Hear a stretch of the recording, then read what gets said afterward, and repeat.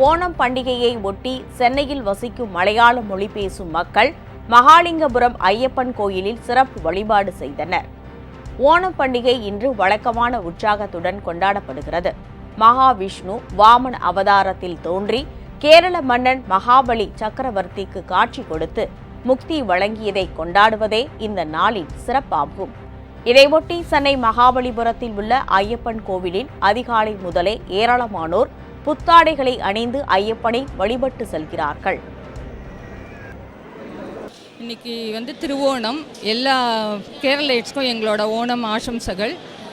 ஓணம் மகாபலி சக்கரவர்த்தி வாமனவதாரம் எடுத்து பெருமாள் மகாபலிக்கு மோட்சம் கொடுக்குற டே தான் ஓணமாக செலிப்ரேட் பண்ணுறாங்க. இன்றைக்கி இந்த கோவில் வந்ததில் எங்களுக்கும் ரொம்ப எல்லாருக்கும் ஹாப்பி ஓணம்.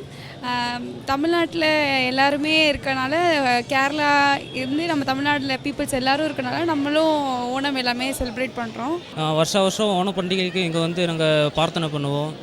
ஐயப்பன் குருவாயூரப்பனை பிரார்த்தனை பண்ணுவோம். இங்கே சிறப்பான பூஜைகள் எல்லாம் நடக்கும் ஓணம் பண்டிகைக்கு. இந்த வருஷம் அந்த மாதிரி நடக்குது. நாங்கள் வந்திருக்கோம். இன்றைக்கி ஓணம் அதுமா எங்கள் தம்பிக்கு சபரிமலைக்கு போகிறாங்க, அதுக்காக வந்திருக்கோம். அந்த டைமில் இங்கே ஓணம் செலிப்ரேஷன் நல்லா போயிட்டுருக்கு. க்ரௌடு இருக்குது, நல்லா எல்லாருமே சாமி கும்பிட வந்திருக்காங்க. ஸோ எல்லாருக்கும் இனிய ஓணம் திருநாள் வாழ்த்துக்கள். உங்கள் ராஜ் நியூஸ் தொலைக்காட்சியில் திங்கள் முதல் வெள்ளி வரை தினந்தோறும் பிற்பகல் 2 மணிக்கு உங்கள் பகுதியில் உள்ள குறைகளை நேரலையில் தெரிவிக்கும் புகார் பெட்டி நிகழ்ச்சி. பங்கு பெறுங்கள், பயனடையுங்கள், காணத் தவறாதீர்கள்.